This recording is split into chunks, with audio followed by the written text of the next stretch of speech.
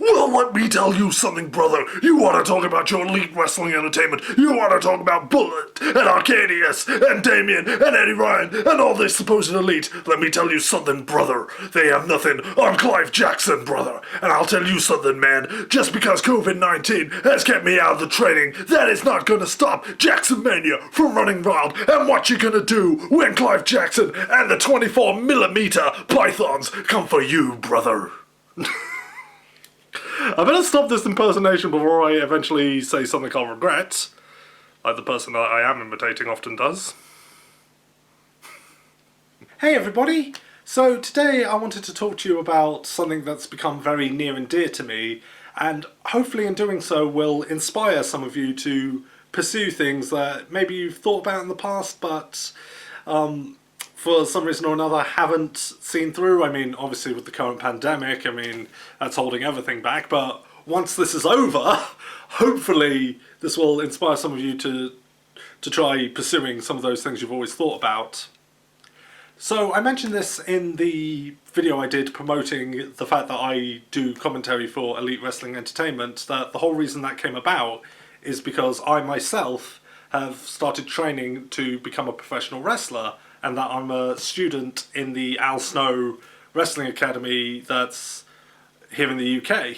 For the longest time, and every single professional wrestling fan has at least had this thought pass through their mind at one point, for the longest time I have thought to myself, could I do this? Could I be a professional wrestler? Do I have what it takes to go the distance to be a professional wrestler? And you know, it's a nice thought, but only a select few will actually see this thought through. And for the longest time, I was one of the people who didn't. There was always some excuse. It was like oh, I don't have the money for it, or there's nothing local to me. Or when I found out there was things local to me, it's like, oh, but my work schedule won't allow it.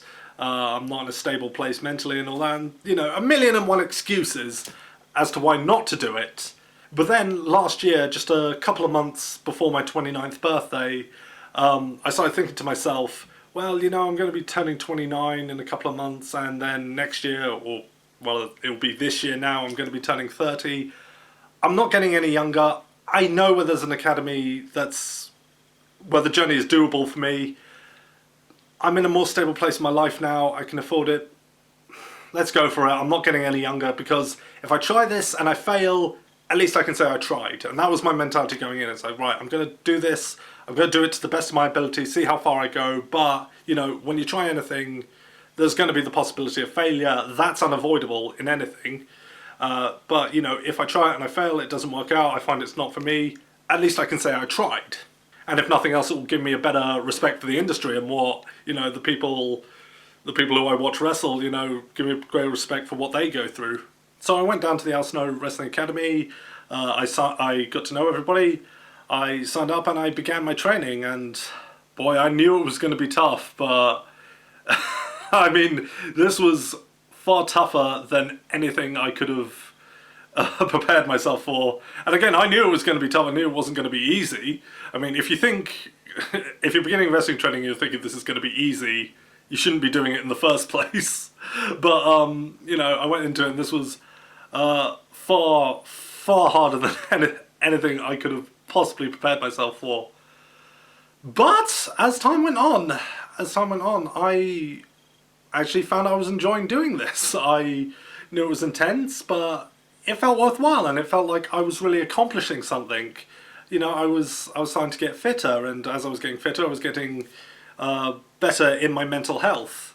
You know, I've mentioned, you know, before about, you know, I've dealt with a lot of mental health problems before, and, you know, anybody who exercises regularly will tell you, you know, a good way to improve your mental health is to improve your physical health, and, you know, it is very true. Like, the more I did this, the more I felt myself improving and felt myself getting better at it. It was helping my mental health as well. I was finding I was in a much better place mentally, and I was really beginning to enjoy what I was doing, and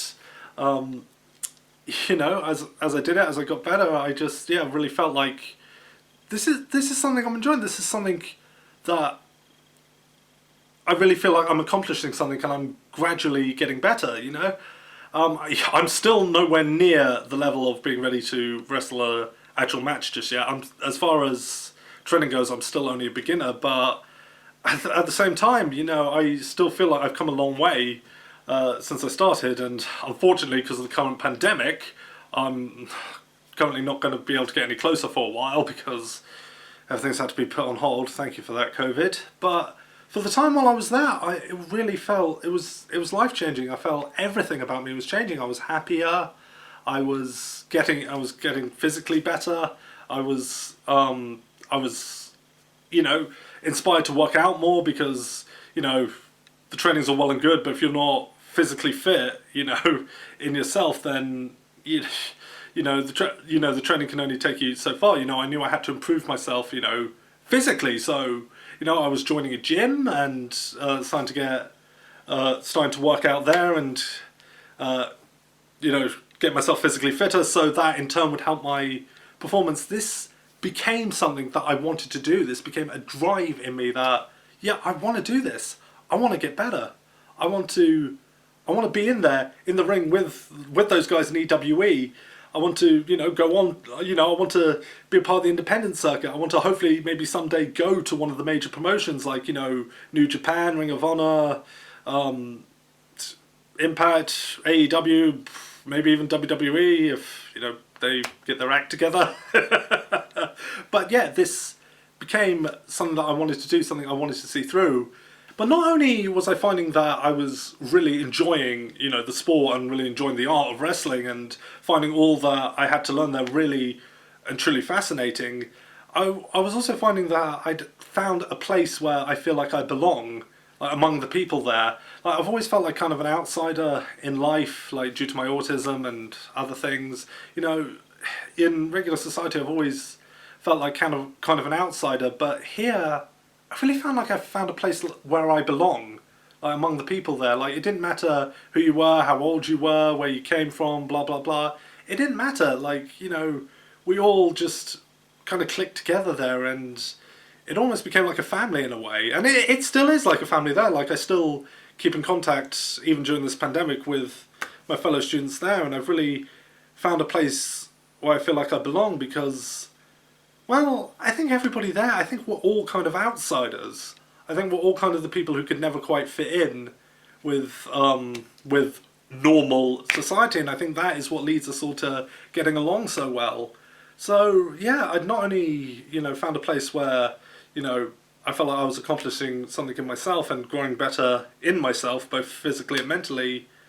I found a place where, you know, I belonged among the people there. And learning the ins and outs of the industry, like not only like how to do moves and stuff, but just what your mentality has to be when you go into a match. Like, you know, I mentioned I'm still only a beginner, you know, I'm not ready for an actual match, but I've had plenty of practice matches, you know, while I'm there, and, you know, thinking about where my mind has to be when I'm in a match and what I have to be doing, and, you know, how snappy I have to be with, you know, what I'm going to do next or where I need to be. That was all fascinating to me. It was all, yeah, really, really amazing stuff. And, you know, like I said, you know, if nothing else, this would give me a respect for the industry, but, like, it really has, it's changed my perspective on the industry entirely. It's changed the way I look at wrestling. Like, nowadays when I'm watching, like, wrestling, I have a completely different mentality going into it. Like, you know, it was so easy for me to criticize where, you know, if somebody botched a move or something in a match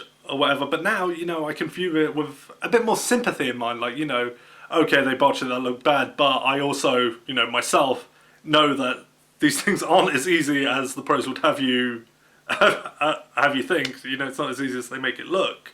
So, you know, I can view it with a completely different mindset to how I did when I was just a fan. Like, even being a part of EWE and seeing how an actual show is put together, how you would do an actual wrestling show, it was just, again, changing my perspective. And gosh, doing EWE has been really amazing as well, just like getting to know the guys in the locker room who are all really, really lovely people. I mean, I'm sorry if this is breaking kayfabe here, but like they've all been like really wonderful people, and like learning how to put the ring up and things like that, and knowing what goes where and whatnot. This was all. It's all been a life changing experience, really. And I mentioned how I've done commentary for EWE, but I've also worked as the sound technician there. The guy who has to play the entrance music and make sure the right lighting is up for the entrances and promos and matches and whatnot. It doesn't always work, but that isn't always my fault. So I'm having war flashbacks for that. But that was also a really amazing experience that gave me insight into the sound technicians on other wrestling shows. We all think about like the in-ring action and stuff, but I think people also forget like how much production actually goes into these things, with the camera work and the sound work and all that. And yeah, it gave me a new respect for that side of it as well, for the technical side of it. And actually, funny story, if you go to the EWE YouTube channel now and watch the finals of the World Heavyweight Championship tournament of Bullet versus Eddie Ryan, there's a point where they're fighting in the crowd and they come upstairs to where I am in the sound booth and the camera's going past me in the sound booth, and I'm actually saying on commentary, "Oh, they're going by our incredibly handsome sound technician. That guy, he's such a handsome guy. You know what? I've always thought he should grow a mustache." But yeah, this whole experience for me has been life-changing. Like, I may have started off, just doing this to see if I could do it, but one thing my instructors always told me is, if you're gonna do this, you should commit to it, and that is definitely true. If you're gonna pursue wrestling, you should do it. Like, you need to be prepared to commit to it. If you're not prepared to commit, you shouldn't do it. And actually, when they told me this, that this was in my early days, and so that really that made me go home and think about, well, do I want to commit to this? Is this something I want to commit myself to doing? And I'm very, very glad I did commit myself to doing it, because this has been the greatest thing I've ever committed myself to. This has been an absolutely life-changing experience. This has become such a passion of mine, something I really want to always improve at, something I want to always seek to get better at. Even if I'm not the main event at WrestleMania, I still want to see how far I can go in this. I want to be able to get in the ring and have a match and entertain people. I want to see how far I can go with this. This is, like I say, it's become a passion of mine in my life. It's become something that I'm so passionate about. You can probably hear it in my voice, like just how much this means to me, and how much I want to see it through, and how much it's hurt me, this whole pandemic, like, that I'm not able to do it at the moment. Like, I mean, I'm not going to play the victim card here. I'm not going to like ask for sympathy or whatever, because I'm not the only person who's been affected by this. Far from it. I mean, I've talked to a friend of mine at work, like, about how I'm missing wrestling, and he mentioned to me how it's been the same for him with fencing. That's a passion of his that he can't do at the moment. And yeah, I can't pretend I'm the only person this has affected. Like, not even in the wrestling industry. It's affected my fellow students at my academy and students at other academies. I can't pretend this is only something that affects me, but it has been really tough not being able to do this, and this is something I've really been missing in this whole pandemic. Because I mentioned how much it did for my mental health doing this, and now not having that and having to try and remain indoors as much as possible, that's not helping matters. I know gyms have opened up now, and yeah, that being able to do that, it does help to a point, but nothing substitutes like just the amazing experience I had while I was there, and it's something I'm really sad that I don't have at the moment, and something I'm really hoping I'll get back sooner rather than later, which I'm sure is the case for a lot of people who train in wrestling or train in sport or train in martial arts or whatever. We've all lost something that was dear to us during this pandemic, and all we can really do at this point is hope that we'll get it back sooner rather than later, and we've all just got to take steps to trying to assure that we'll get there sooner rather than later. So for me, wrestling's not just become a thing I was interested in doing, it's become my passion, and it's become my my friends at the academy have become like a second family. It's become a place where I feel like I belong and feel like I'm really working towards something good. So that's what wrestling means to me. That's what it's come to mean to me, and that's how important it's become to me. So if you can take anything away from this, it's that if you've ever thought of pursuing something, it's always worth giving it a go. Because even if it doesn't work out, you can still say you tried. And who knows, maybe it will work out, and maybe it will become a passion for you, like wrestling has become a passion for me.